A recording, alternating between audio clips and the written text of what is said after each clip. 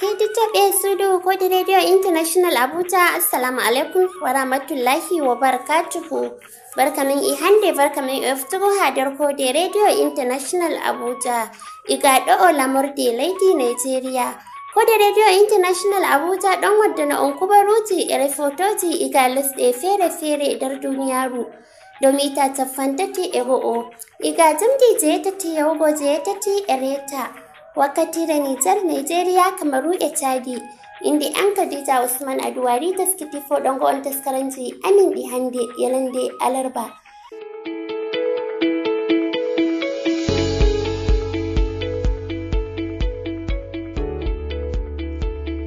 Toke di tobe hande min hebata waddango on kubaruji duniyaru sabu dalilaji goddi gam non wo'ine jonde gam heditugo taskaramji dimin taskani on hande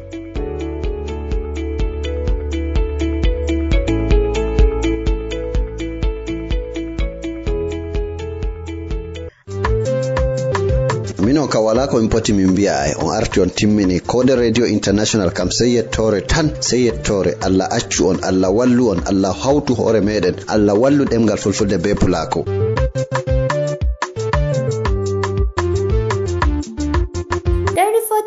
amin da hande iga Abuja lamurde Lady Nigeria Umaru Aliyu hautani min rahoto Albani ardido lesdi Nigeria Bola Ahmed Tinubu tabitini motaji passenger wato bus kutiniroji hendu gas andiradum CNG do darnde hutinirgo nebbam petur jam ko hewti 13 ha fada lesdi Nigeria wato Aso Rock. Kala motawal fubo do hosa yimbe temerre ko ummini jimla dudoral yimbe be motaji di Tinubu tabitini man yago ujune tato. Dental company ji sippoji nebbam petur jam ha lesdi Nigeria andirangal Depot and Petroleum Product Marketers Association of Nigeria DAPMAN be company wa ngomnati mobgal lesdi kakkilanowa nebbam petur wato Nigeria National Petroleum Company Limited NNPCL on hokki ngomnati mobgal lesdi wallinde motaji din ngam ustango ummatore nawirka jahale dalila ittuki wallinde dow nebbam petur jam ha lesdi din. Nder motaji 13 majum Dental Dapman hokki no gas ha yake NNPCL hokki 10. Kompani wa lesdi Nigeria gaɗowa motaji andiranga Innocent on bo waɗi motaji ɗin fu ha nder lesdi Nigeria. Utilizing natural gas to power our transportation in yake o wolwanno ha moftorde ngam tabitingo motaji man ha fada Tinubu wi hutinirgo be hendu gas ndu jawmirawo riskiri lesdi Nigeria be mudum wallitan ha hoytingo nawirka jahale yi'ugo ndu ɓurdi hoyugo. If we can enhance our energy competitiveness and bring about transformative changes like this, to en mo'itini no en kutinirta nebbam ba eggugo hotana gas ha lesdi ɗo bana no gaɗeten hande en mbawan heɓugo jaymitare nde en ɗo tiɗani heɓango ummatore meɗen. Motaji passenger ɗo kutiniroji CNG wallitan shanu jahale ha lesdi meɗen. Tinubu ɓesdi wi'ugo nebbam petur jam wato petur be diesel ɗum Nigeria majjinta cede ɗuɗɗe ha nastingo iga lesɗe yasi geɓe 18 nder majam fu motaji passenger on kutinirta be majam. Nden o sappi lesɗe goɗɗe ɗe eggi iga hutinirgo nebbam petur yago CNG ha ɓe ɗo botora be majum. Nigeria commercial vehicles make up about 80% of our petrol demand, costing us trillions of naira each month. Ha Nigeria, geɓe 18 ha temerre nder nebbam petur ɗum en kutinirta fu motaji passenger jarata ɗam. Hunde bo nde nyamanta en cede naira trilionji ha kala lewru fu. Jotta nda burtorgal wari en huufangal min kuwan dow majum min kosani on alkawal ko ɗume woɗita jaynitare heɓoto. Definitely things will get better, prosperity will be achieved. Nonnon bo Tinubu hokki kompaniwa Enoson gaɗunga motaji man ha nder lesdi Nigeria manore tilimde dalila wallitiggo ha hebbitingo alkawe gomnati mako hedi hutinirgo be CNG ha hoytingo jahale. Ministajo cakol kubaruji Alhaji Muhammad Idris ma yake wolwanno wi tabitingo motaji ɗin laati hebbitingo alkawal ngal gomnati Bola Ahmed Tinubu hosani ummatore dow eggugo iga hutinirgo nebbam petur nawɗam yaago CNG laati ɗum koytini ɗum hawtade be waddata wayluki jamanu. The CNG initiative is one that designed to first save money for Nigerians and secondly also make the environment cleaner. Taskara hutinirgo be CNG wallitan aran ha hoytinango ummatore majjirru cede. Ɗiɗaɓum wallitan ha ustugo wayluki jamanu ngam nebbam petur ɓurdi bononda wakkere wayluki jamanu. Taskara CNG tabitan ha lesdi men. Gomnati majjini cede ɗuɗɗe ha we'itigo taskaraman. We know and we do hope that this is really going to be something that has come to stay for our country. Ardiɗo dental dapman Dam Wilfred Akpani bo yake wolwanno wi dental mako wallitan anniya gomnati mobgal lesdi ha hoytingo nawirka jahale. O ɓesdi wi'ugo banni. At least every state you go to in Nigeria, you should be able to see these CNG buses. And that's what is so important. Handi kala diwal ngal njada fu ngi'a bosji CNG ɗo nde laatake ɗi ɗon ɗi jippinan nawirka jahale bana no ardiɗo lesdi wi ceede ɗo majjine dow nebbam petur.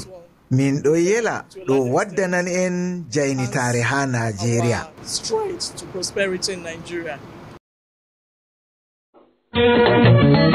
Miɗo nana belɗum heɗitago kubaruji Kode Radio International ha kilohas 1295 daidai jamdi 7 yahango 7 ereta jamma agogo Nigeria, Kamaru, Niger enanta Chadi non bo jamdi 7 yahango 7 ereta agogo UTC.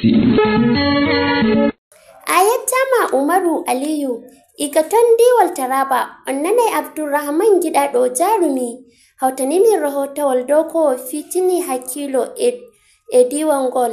Gwamnati diwal Taraba tokkitini taskaram tufugo dabbaji batereni ɓandu ha hukuma pamara Sardauna ha jihawol Taraba ngam faddago nyawji ukkantoɗi dabbaji.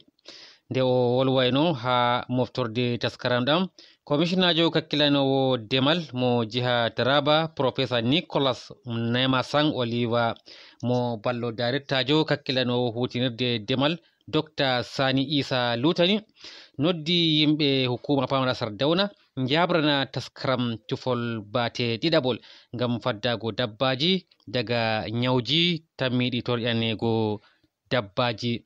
Ha nder boliɗe mako ardiɗo hukuma pamara ka Sardauna mo horejo kansula en hukuma pamara kan Salihu Abdul Karim Lutani andini wigo ɓe kokkay kawtal hoore sanne ngam heɓgo nasaraku dogginki tufol ngol. Goto nder nyawdoɓe lokotoroɓe kakkilano dabbaji biyeteɗo Godwin Mambo noddi ummatore ndayo sodugo leɗɗe baɗɗe ɓe kokka kawtal hoore bo ngam tabbitingo ɗum tufi dabbaji maɓɓe. To ngejjitayni jihawol Taraba gwamnati jiha kan fuɗɗi tufol bate goppal aranal ha hukumaji pamara Takum, Gashaka, Kurmi e Sardauna ha ɗum tumata suɓɓutugo nyawji goɗɗi ɗi ɗum yiyata torƴanto dabbaji. Ngam majum ummatore ɗuɗɓe sakkoma bana fulɓe ha diwal Taraba ɗo gaɗa ko yottugo gwamna Abu Kefas mo diwal ngal ngam yigo daga ko jiha Taraba tigga ɗum heɓayi goni gwamnajo dariɗo ngam wallutugo dabbaji e fulɓe ha jihawol Taraba. Abdourahman Gidaɗo Umar Jarume konngol Kode Radio International daga Jalingo Diwal Taraba. Ayattama Abdulrahman Gidaɗo Jarumi. Mino ka wala ko impoti min biya ay on arti on timmini Kode Radio International kam sai yettore tan sai yettore Allah accu on Allah wallu on Allah hawtu hore meden Allah wallu demgal fulfulde be pulako.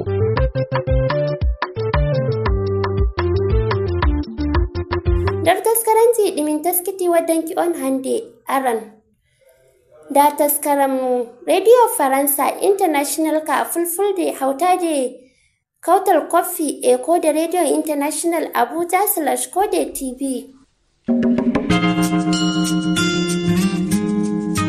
Kiwal Taridi Abdoulaye Diallo nde yewtere yo fillitande hande neɗɗanke faami wonde ɓamtare wawa latade doore leydi ndi si tawi o waylani none no o wurri e dow mayri ngam yo o wawa folude mbayligu weeyo caɗele taaridi ngulendi e kokke koma o wayla none gurdam makko awa ko wiide neɗɗanke no humi e hundari mum saabu ko e mayri o ittata kala ko o wuuri tedduɓe on mbiyama bisimilla mon e kiwal taari ndi e ɗo taskaram en yewtat ko yowiti e battane mbayligu weeyo e ngalluji wonuɗi e nder ndiyam e nder afrique ko foti safrude ɗen caɗele en yewtida e dow nde toɓɓere e koɗo men Lamin Ibnu Umar Diallo gambinajo hertoro to banggue taaridi e maaje kono ko adi en heɗoto mijoji ɗi heɗiyankoye men addani en tengode amen WhatsApp o ka jofingol en bismoto Madame Thérèse Gomise suka debbo newo liƴƴi ɗum noon bisimilla mon. Wadi fof en heɗoto tawo mijoji addaɗi tongodo men WhatsApp on. Assalamu alaikum Abdoulaye Diallo ko min Penda Mali yano arti yaade arti bonayi machallah ko yettude Allah innula ɗum ko julde Rasul sallallahu alaihi wasallam bo Nouadhibou 2000 tan 2000 99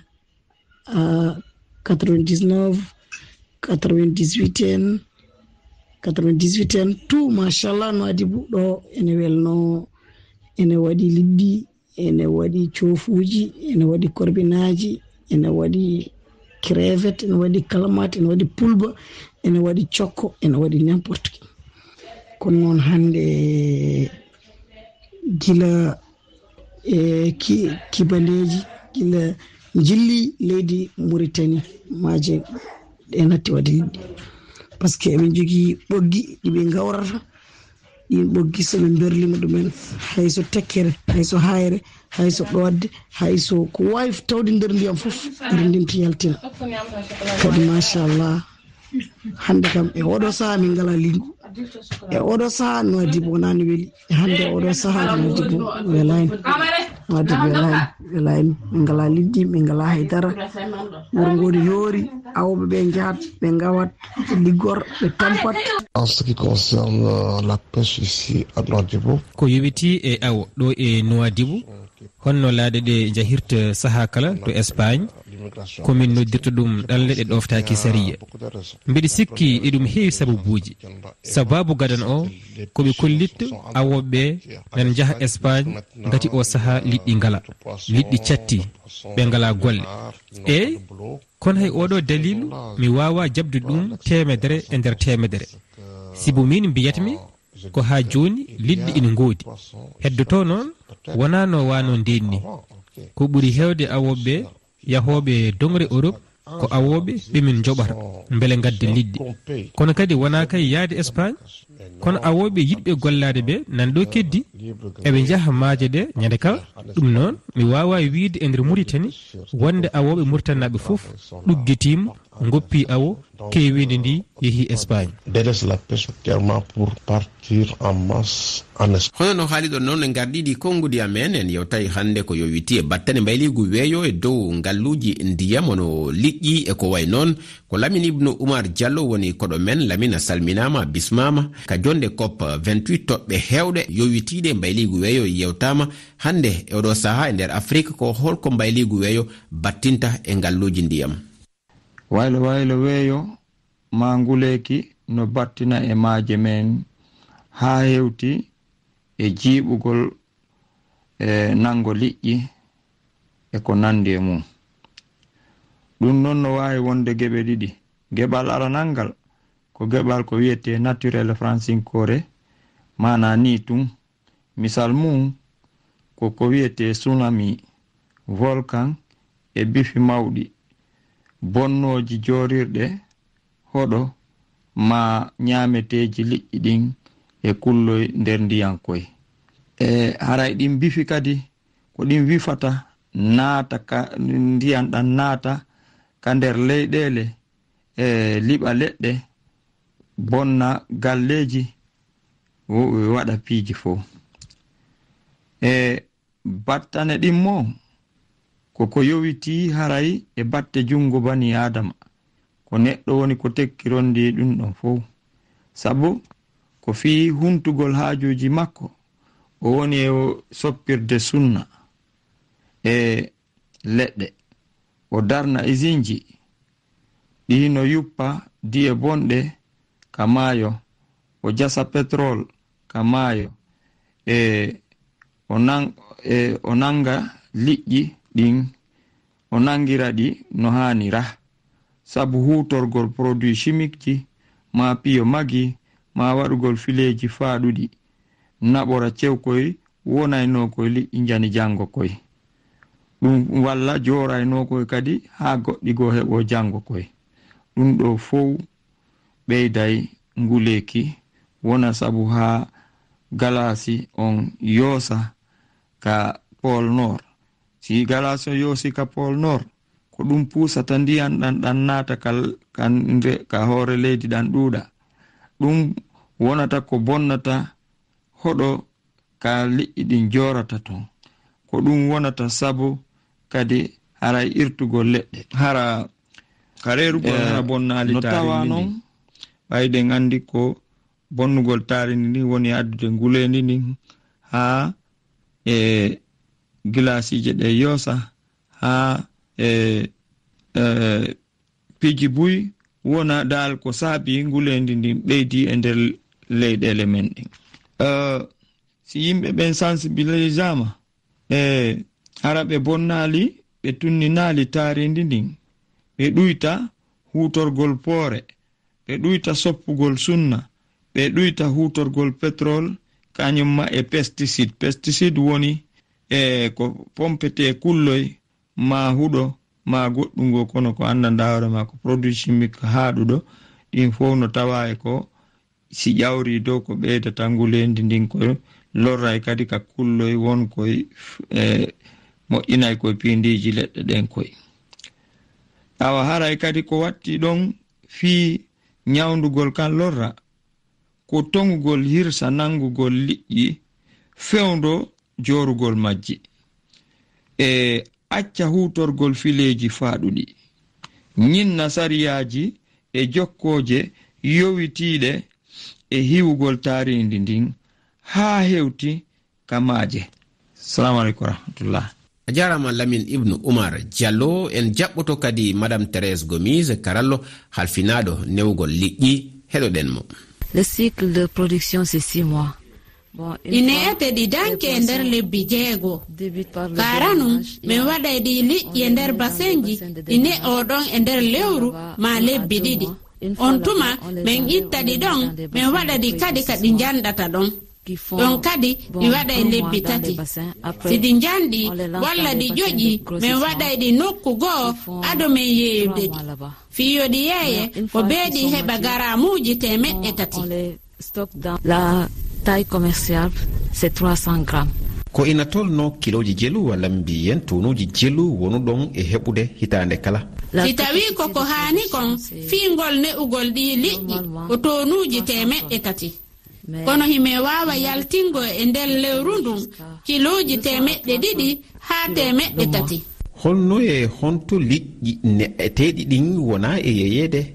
L'écoupement se fait sur place. Ko ɗo min yeeya kala faalaɗo ko ɗo o woni yarude maɗum woɓɓe goo kadi hollay min faale mum wano ɓe wonuɓe Sédhiou e Kolda.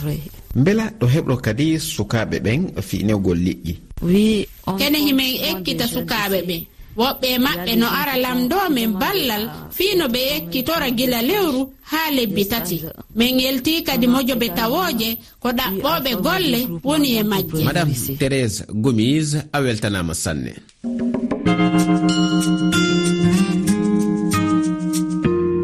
kiwaltari ndi ko ɗo haaɗi hande gam addude yiyande mon e taskaram arayɗo hiɗon wawi neldude mijoji mon gardine inde mon e nokku mon jooɗi ɗon noddirgal ngal ko kowal temeɗe ɗiɗi e nogayi e goho capanɗe jeeɗiɗi e jeegom temeɗe jeegom e capanɗe nayyi e nayyi sappo e ɗiɗi e capanɗe jeeɗiɗi e jeegom e ɓamta kowal temeɗe ɗiɗi e nogayi e goho capanɗe jeeɗiɗi e jeegom temeɗe jeegom e capanɗe nayyi e nayyi sappo e ɗiɗi e capanɗe jeeɗiɗi e jeegom vocal on taw yawtu silmaji nayyi hiɗon wawi yittugol nde yewtere ka hello amen facebook RFI fulfulde hiɗon wawi kadi tawde nde ka twitter men RFI fulfulde ki waltari ndi hande kadi ga siyon jarama yewtere nde keɗiɗon jotta da taskaram suudu rewɓe inanta Aishatu Umar Jaboli.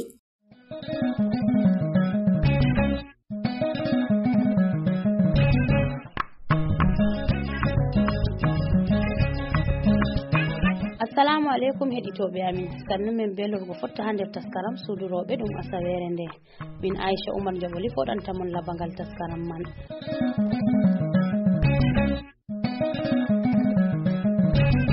taskaram suudu rewɓe taskaram on ko lartata ngendam ummatore no foti. hande bo taskaram man volan on dow ko larani himmiɗinare jangirde ɓiɓɓe rewɓe. min kirdi be mallumjo feere docteur Adamu Ba Ɓukkoy. min fuɗɗi be yammugo mo ɗime on himmiɗinare jangirde musamman ma jangirde ɓiɓɓe rewɓe. haala jangungo ɓinguel ko jangirde ɓiɓɓe rewɓe hunde on je mari saman masin. nden bo en pat amin en andi ɗo to ha a jangini ɓinguel debbo ɓurna fu a tawan rewɓe kamɓe ɓuri ɓadugo be ɓikkoy. nden bo haala elto a tawa ko nde kamɓe wondi be ɓikkoy ɗo kamɓe eltata ɓe ngam baabiraɓe kam vurtan yaasi ɗaɓɓita ko ñaami. ngam man to jangini ɓinguel debbo ko da ɓikkoy ɗo yehi jangirde maɓɓe ɓe warti to woodi ko ɓe faamayi dada ɗo ɗo ɓadi ɓe dada ɗo famtinan ɓe dada ɗo eman ɓe ngam o andi daraja ko ɓe watta. amma to debbo jangayi a tawa o anda ko ɓe waɗi nden o anda no o handitita ɓe o anda no o vo'itinta yaadu maɓɓe. nden bo hanko man fuu nde o anda ɗo nayi o samɗinta ko ɓe watta. to en sottini ɗo to neɗɗo jangi a tawa bana rewɓe dadiraɓe meɗen ɓe yahan sibiti ɓe vindana lekki. to mo jangayi wala no heftirta nda no hokkirta ɓiɓɓe mum lekki man no handi. ngam man to en mbi en jooɗa accu haala mo jangi ha yotte bakin oɗo huwa o heɓa kobo mako kam je humtugo haaje.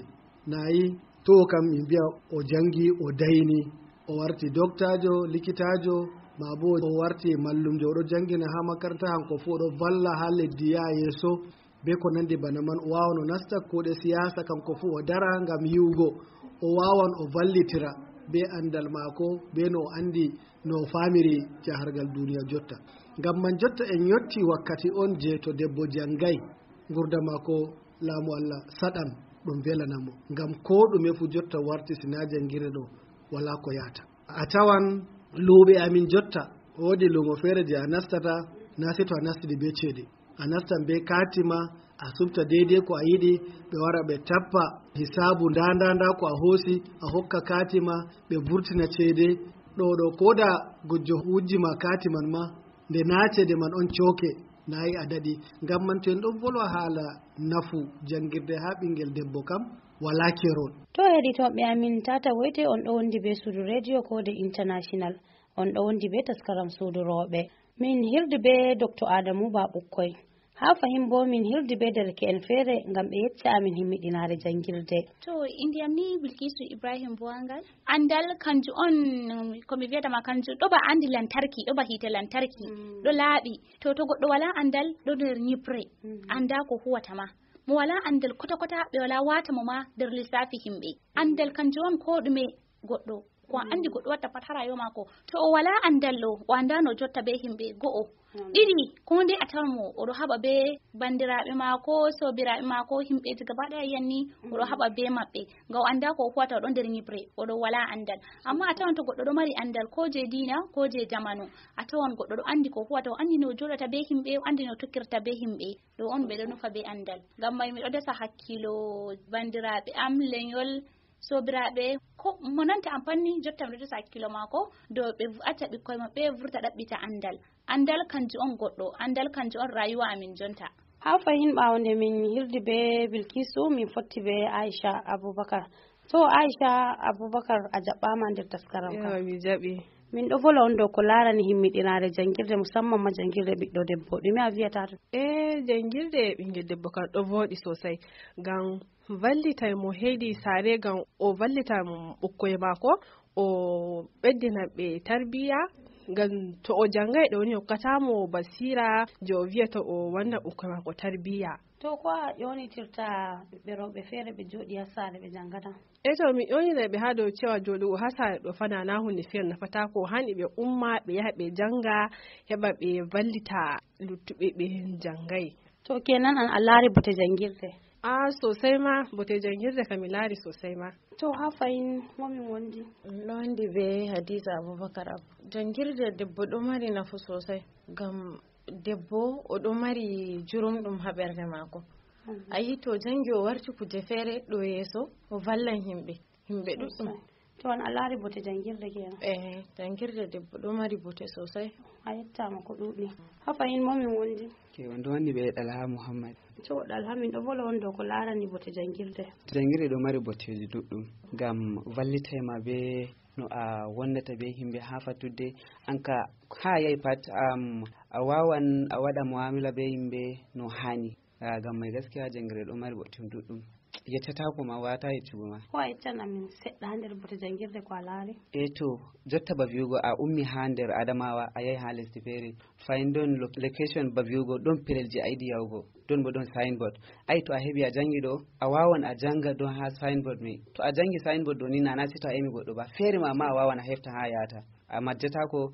Ɗo ma jangirde on waddata banni ɗo. Wala jangirde to da wi'ugo wala jangirde ɗo pat goɗɗo wawata yawwa hefta irin ɗo.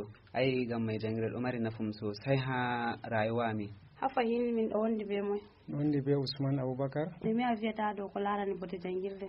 Ko mi wawata wi'ugo ha hala bote jangirde lallai jangirde ɗo mari bote sosai ha ummatore gaba ɗaya worɓe be rewɓe fuu. Ngam to en hisai en lara to a jangai sana sai jangirde daga petel meni daga primary sana sai jangirde daga primary feere ko even a heɓa no a jangirta deftere banni a wawata bo fahin hande ma e wiyama ko ɓe turnama ko sako feere a dilla ɗo yaha goɗɗo feere ɗo janginama to ɓe yerɓinama bana lelal sito a yari goɗɗo feere ɗo janginama ɗo pat to a jangi ɗo pat a heftai ɗum. Bo to en hita en lara himɓeji nane pat ɓe ɗuɗai andugo bote jangirde banni amma bana alhamdulillahi himɓe amin jotta ɓe hefti bote jangirde sosai ɓeɗo tura ɓikkoyji maɓɓe jangirde. Ragare ɗume a sawrititta saaro en ɓe turta ɓukkoye maɓɓe jangirde? Ragare komi sawrata saaro en useni be usoko fu ɓe habda ɓe tura ɓikkoyji maɓɓe jangirde ngam ɗumejum ngam jangirde ɗo mari bote sosai ha lawol amin dillugo jotta komi wiyata ha lawol amin dillugo jotta yawwa. To a yettama ko ɗuɗi Usman. Yelugo to min meti surgugo man ha taskaram ka on yalira. Allah yadda in yalira inchallah. Hara gare Dr. Adamu ba ɓukkoye sawriti ummatore no foti dow ko larani bote jangirde. Seni komi ƴewnitirta saaro en kanju on ko ndey an baba ko da a vurti a yehi ɗaɓɓutugo to a warti jamma an bo a valla dada man emumo noy ɓikkoye ɗo hande ɓe yehi makaranta nde ɓe yehi makaranta a emi ɓe ko ɓe waɗina a handiti ɓe na a larti kuuɗe maɓɓe na to woodi ko ɓe wartiri kugal saare ɓe huwa ɓe yara makaranta ɓe janngo dada man lartina an bo sai a dinga handitugo mo ngam no wani kam ha fulaku ka nayi an gorko an on ardiɗo ngam man ɗo miɗo laara to worɓe man bo vallitira rewɓe man herɗon a tawa ko da mo janngay man on yelan ɓiɓɓe maako o dañi yehi makaranta o vallan ɓe o himmiɗina ɓe ngam ɓe heɓa kamɓe bo gurdam maɓɓe voɗa ɗo kanjum ko mi wawata wi'ugo seɗɗa nder bote jangirde ɓinguel debbo. To heɗitoɓe amin jotta kam haɗo min waddira garen taskaram amin ɗum asawere nde sey metande to jam.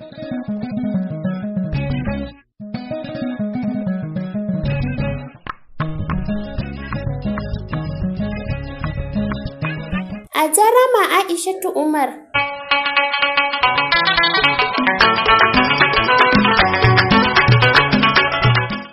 Be amin jemma e nyalawma ton gosoro be gumbar radio mon domi taadi 49 nder Abuja ndar nde goo nyalde fu wala hendu ko hoshaki hite suudu radio kode international sew ummatore konde min ɗon gam onon ma gonden be amin.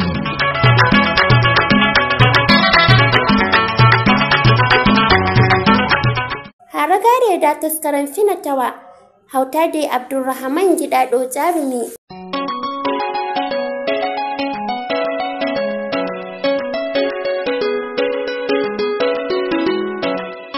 irtoɓe koje radio international barkamin e wakkatire nde min gaddanta on taskaram kimi fulɓe.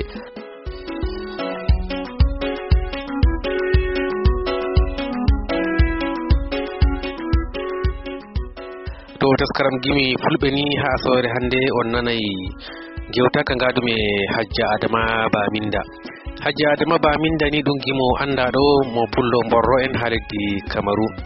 nden ɓawni o yecci tarihi mako o yeccoto en ko o naadimo gimi. nda Hajja Adama Baminda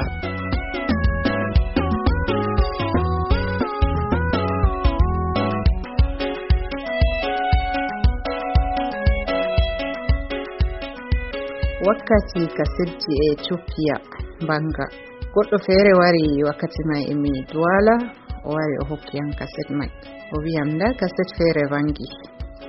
mi jaɓi kaset ɗo mi jooɗi mi de'iti kaset video mi jooɗi mi de'iti mi laari kasetel ngel mi laari ngel mi fuɗɗiti mi laari ladde Ethiopia ɗo mi tawi ladde ɗum ladde daret ladde fulɓe. mi laari Ethiopia en ɓe mi tawi ɗabiyaji maɓɓe fuu ɗabiyaji fulɓe. mi jooɗi feere am mi hiimi mi wi to ko waɗi fulɓe kan ngala gimi kam.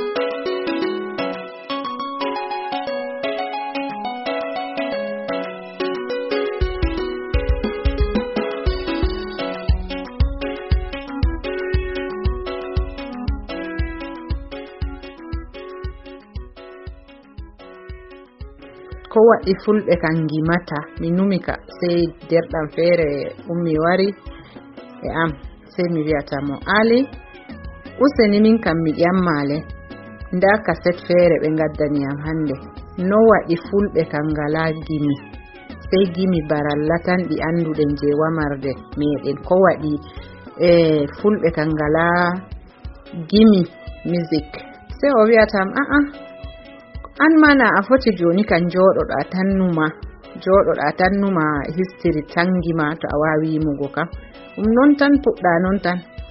sey o ummi o dilli nde o dilli sey mi jooɗi mi hiimi mi wi to accule mi hoosa history am feere mi fonda yimugo ɗum ngam diga mi pamaro ma mi goɗɗo jikiri mi waɗay jikiri to mi suti fuu a tawaya emi yima jikiri to mi daftini dande an kam be gimol kam mi yimay jikiri ta mi juttina o jewmay ha mi lortanoma derɗam. أعوذ بالله من الشيطان الرجيم بسم الله الرحمن الرحيم من آدم بامين هند بومي فدري إند الله يا جوميرا حكم باودي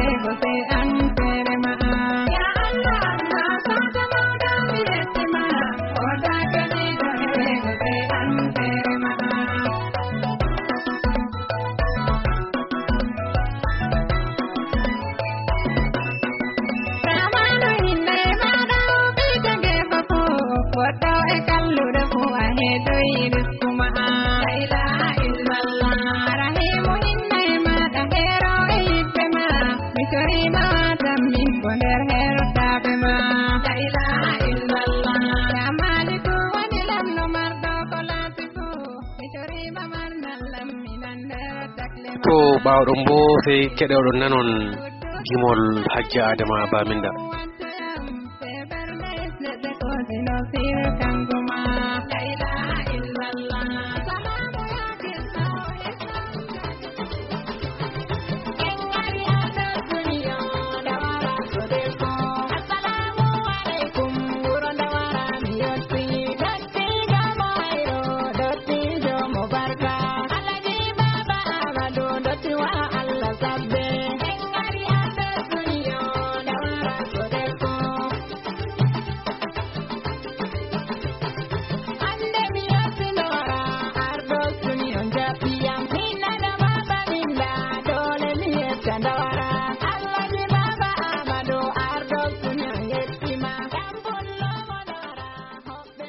taskaram fina tawa wato taskaram gimi fulɓe on ɗon waɗi ragare min Abdourahmane Giɗaɗo Oumar Diarume do lutango hukuma Code Radio International mbiyaymi sey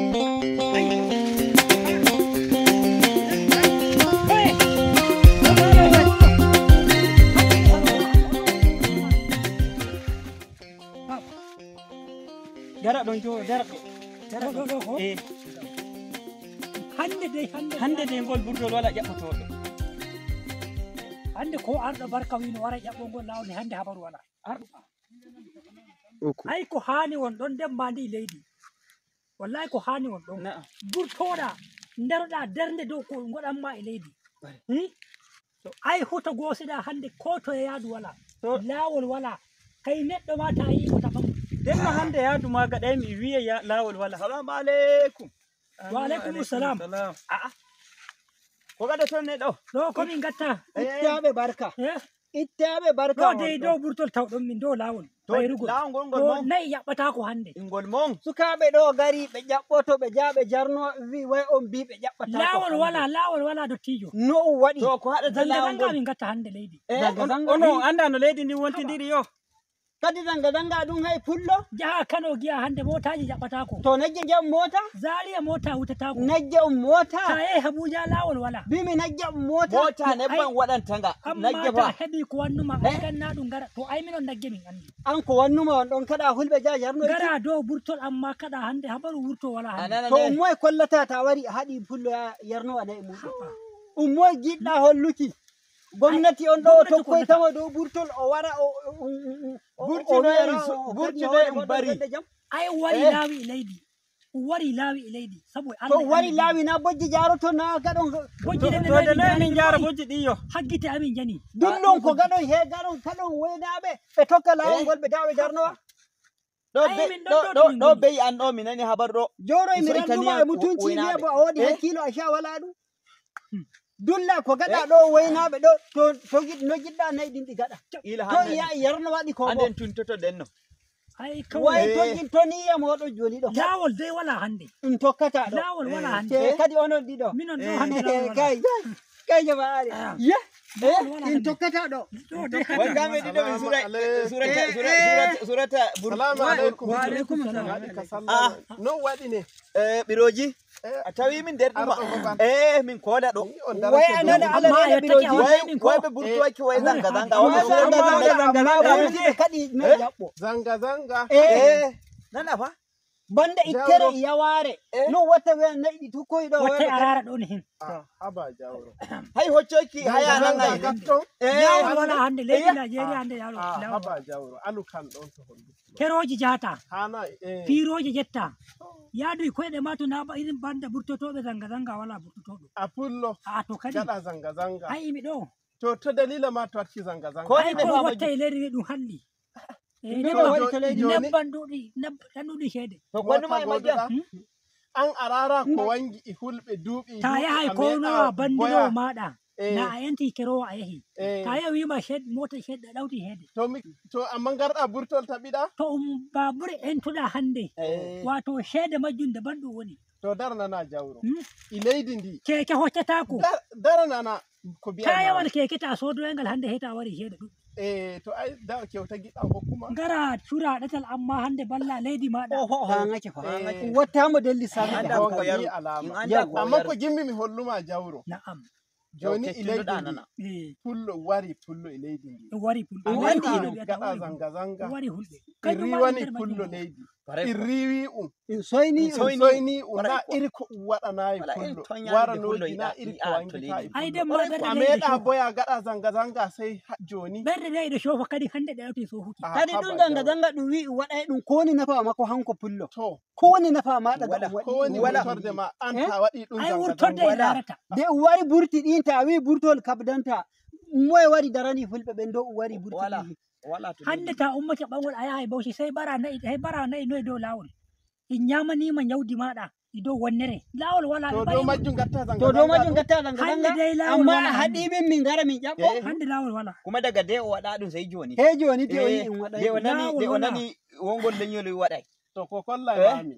gonga Allah ɗum na kanjum haaluma ba tab ko hani gaɗa a waɗa ɗum ay ko hani gaɗana zanga a waɗa sai joni ɗum nanama kota jawro habaru zanga na ɗum maɗa ba kawai yawa wato dai an a dow wakkati ma dow hande lawol wala in ƴaɓɓata lawol wala hande to boyi wodi no watta yaɓɓo hande mi yi'a to amma dai na ɗo to wodi hande ko Allah jawro mi ƴamete ne ko on godi hoɗuki de ha mi ƴamma ga anda a huwana gwamnati kuma to lewru yahi i yoɓuma ay ɓe kuugal gomnati ay mi ƴame mi omma mi wallito andumi demal i yoɓuma to lewru yahi demal e durgol kam ɗum andumi i yoɓuma to lewru yahi de ɗum wari huyɓe wari in soyni remoɓe in haɗi ɓe demal in haɗi woynaɓe durgol ɗumi woni nafa ma ko go'o wala to ko go'o wala lawol deygol wala hande ay min balla e leydi kihi minon ɓamma to bonni leydi zanga on bonni leydi de ay wonnuki leydi ɓiroji an boto Allah ta haɗa a muñu anana an o piyete hokka jeyri yo hokkuma jeyri to Allah dirduɗo ɓiroji hokka jeyri dirduɗo ɓiroji haba jaw Allah dirduɗo o anda bone o anda ɗum o anda bone holla neɗɗo lawol jemme ga Allah nana ho fejare wartu ga Allah sendu maɓɓe wari hulɓe hulɓe soyni hulɓe on gaɗa zanga sai joni sai ɗo mere way to ɗum haƴi woni ko woni ɗum men to nder dalila wala ɗum gaɗa zanga tunda ni kapko hani ay da ɗaliyan da mi eli jongo ay o daɗi kadi war kote mbe woynaɓe ɓe gara ɓe jaɓe jarnowa en kotu CSMT kawai aba woru kawai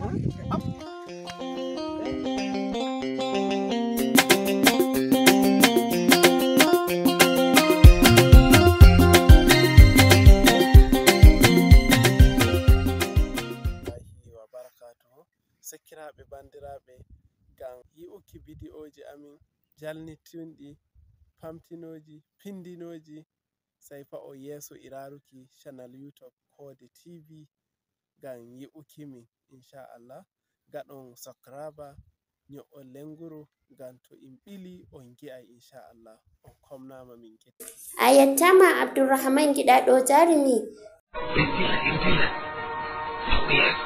wayyo Allah am hande ka en boni wani ya kuma wanda kuma wani ta tafi bacin ɗin ta tafi da bobo wani wanda ko nai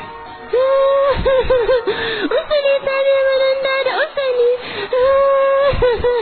wani kina wani wuyana lura da biwani ne pake pullo ya na imamin jidin ko jigo ce da 10 minutes ko kevin ce da sinaron bomi fata on jota na ɗaukan koyi mari fu hose na hose da kwaɗa shaida ma haɗo wadda lutuɗe lawlaw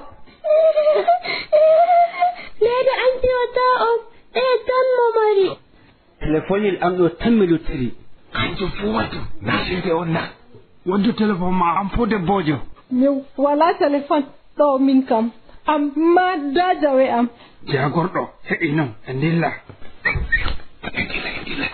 Entila. Lada. Sawoku da usu ɓe dilli. Lada. Yi anan dai ha jotta ban illutiri jahangal. Adamawa ɓadaki ɗo.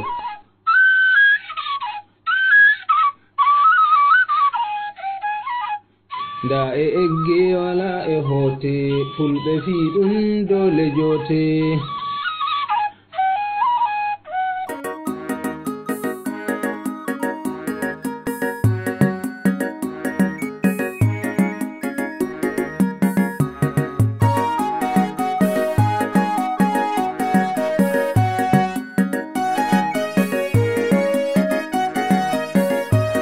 Kode Radio on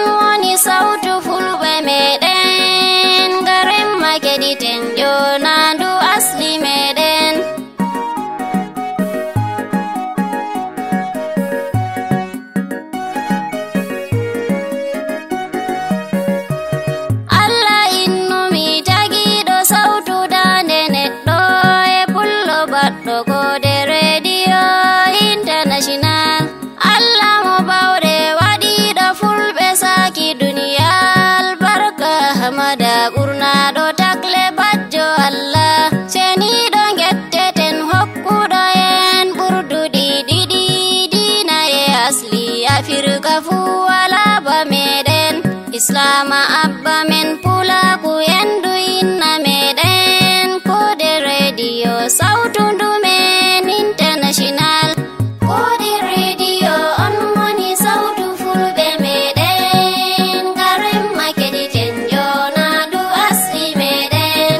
Jamdi joytati jemma to hiri kode fu maɓiten makediten radio kode international. Taskaramji janginanɗi andinanɗi famtinanɗi kode radio welnana fulɓe international.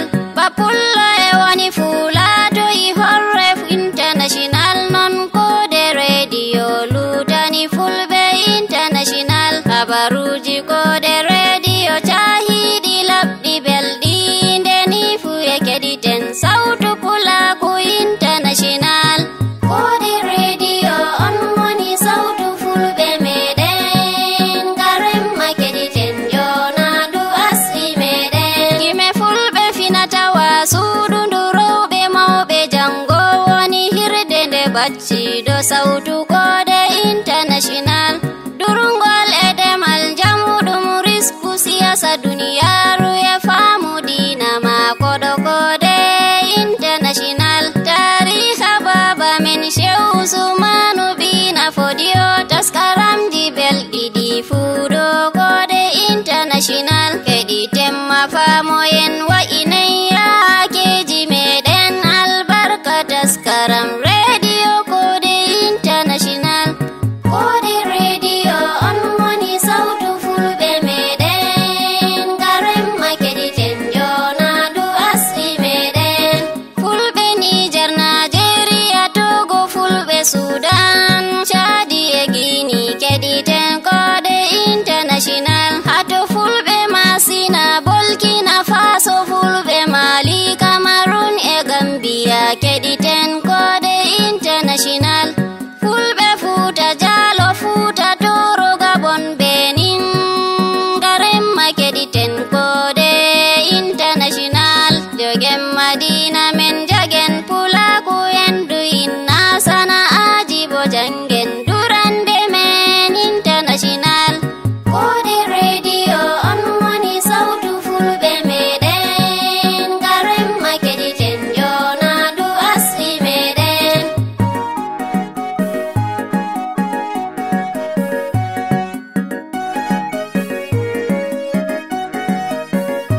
Pulaku joynayi jogenɗi tato sakkinen ɗi gerdaɗi dina men wala bamaji international. E gonga hettiri gonen e ton taɗalen ɗum fewreta jaɓenta jamben international. En ɗambo hunde men giɗindiren cakaji meɗen hauten mahore men wallindiren international. Munyal bo en baɗe tato hafen mere nonnonde e nde ardinen jafindiren international. Kode radio on woni sautu fulɓe meɗen garen makediten jonadu asli meɗen. To nyare yaware tato jaɓen takulen bo merare tambaɗen en lata cusɓe international.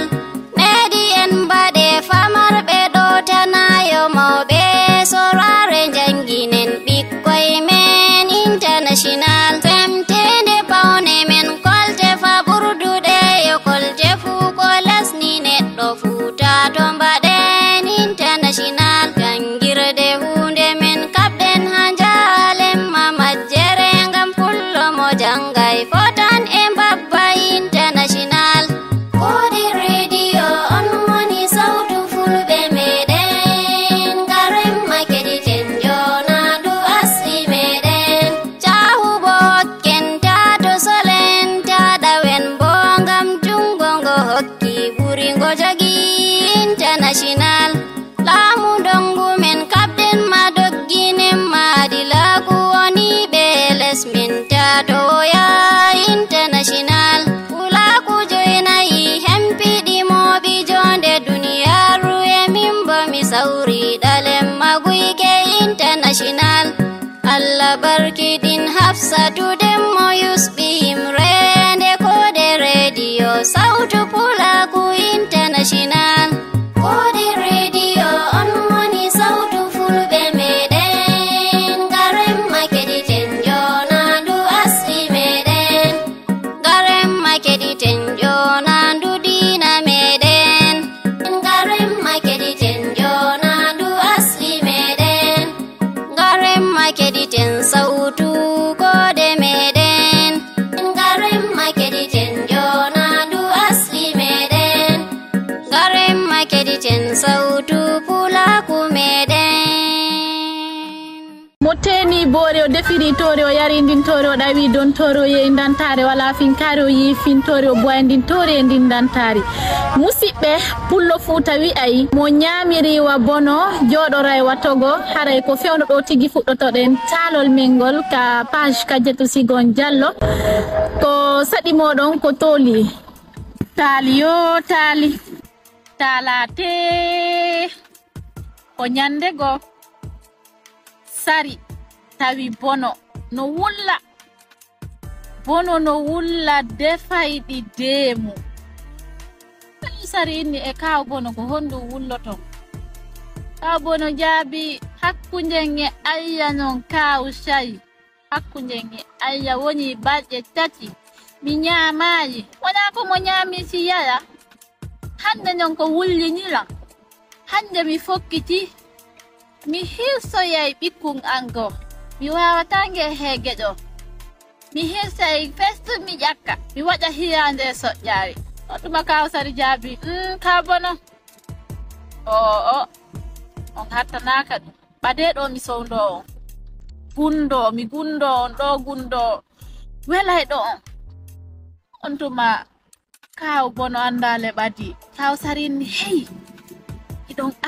miɗo andi ka hayre woni hayre nden sa yehi a wi mbir yaw hayre nden udditoto si a wi mbir kip hayre nden no omba e nder nden hayre non kala ñamete ko faalete ɗon e tebbeli none tebbeli no nder ton so yehi ko lappa ha ɓernde mon nden wiya yos ka bone ko anduno ko honto nden hayre woni dogi futuri yeyende ka dambugal hayre windir yaw gal bafal udditi kaw bono naati ndu windir kip kaw bono yeyi non ñaami ha welaɗo ɓuri ɗum feere ñaami ha rendu ari ga kaw bono wi non joni yo yaltu hoota ka mum walo yo fowto mo ñaami ha haari wona ɗanagol falete kaw bono ari non ka dambugal yaltugol windir yaw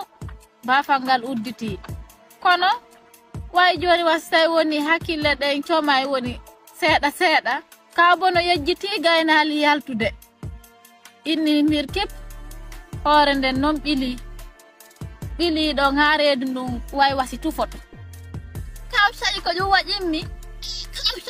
waɗinmi ɓiya tum mbir kip ɓeyda uddade mbir kip ɓur ɓeyda uddade on tuma non ndu anditoyi ko mbir yaw wiyete wi mbir yaw udditi ndu immi ndu yehi ha ɓeygure mayron ɓay ndu hewti ndu hocci kufunun andi guringi sirtike no ka bafalɗa ndu hocci kufunun e guringi ndu kooli ha moƴƴi ndu anduno ka yummiraɓe woni nayeɓe ndu immi ndu yehi ka ɓe yummiraɓe ndu on jayama nene nalaga awa haye jomi ɗo hewti ka moɗon ɓe inni bono ko adduma ka am bono Allah no andi nene miɗo faala yo wallan fembolla yummiraɓe ɓe wi bono andi ari ƴakkugol be yanni bono ɓe inni hiɗa andi ari ƴakkugol be yandi bono mi fembatama ɓay mi barminte ɗo tun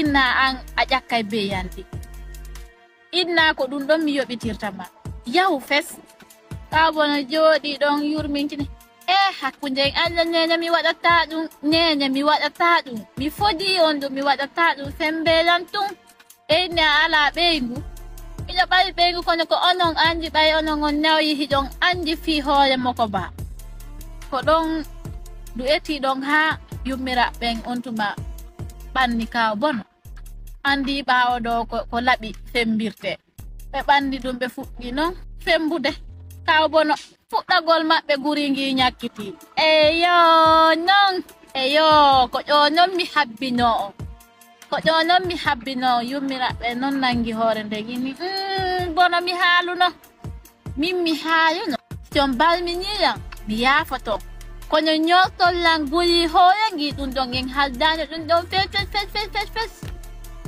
on tuma yummiraɓe gini bono joni noon ko honɗum faala bono jaabi kisan ko jingira ña'i kono ɓayon jogaki jingira ña'i joni on waɗay wudo beyi mon on simi yaafoto on sina ɗum min kadi mi itte guri hoore mon gi on tuma yummiraɓe ginni bono yummiraɓe ɓe wulli bono yeyi ɗon kisan hunti bewu hotide mum yeyi haalnoye ɓe ngure mum nden fof awa en heeɓi ka ñaamen en heeɓi ɗo ko ñaamen ɗo ɓuri lewru ñande wo en yaye ko tewu joni wurete awa ko noon bono ardirani ari goo ari ɗiɗi ari tati ardini noon haa dingira beyi foppu heddi woota bewa woota ñande goo noon kaw ngayu no feƴƴayno ani goɗɗo no wulla feƴƴa tun nani goɗɗo no wulla inni hara ko homboni hari noon ɓadi yi yummirawo no wulla no lisa inni ko nene ko honɗum wulloton nene ko bono Allah no andi bono ari ɗo toñilan ƴakkilan be fof hande ko mbaɗo humimba ɗo heddi be bono ƴakki be yam fof bonoru ndun ari ɗo inni yomi fembundu jaka hindu andi hindu ñor guri hoore ngi o sayi hombo halduɗon bonoru ndun aranay ɓe alay si jemmini ɓeygude nden fof bonoru ndun e ɓeygude mum nden aranay inni aw on tuma kaw dayo inni awa haysi on mapaki ƴette mbambewa mon ɗo yawon humo yomba bandiraɓe fulɓe bu'e fuɗo en gaddi ragare taskaranci amin ɗi hande Ibrahim Iromodake a jarama Ibrahim Iromodake bandiraɓe fulɓe bu'e fuɗo en gaddi ragare taskaranci amin ɗi hande indi an Khadija Usman Aduwari a taɓon balen jam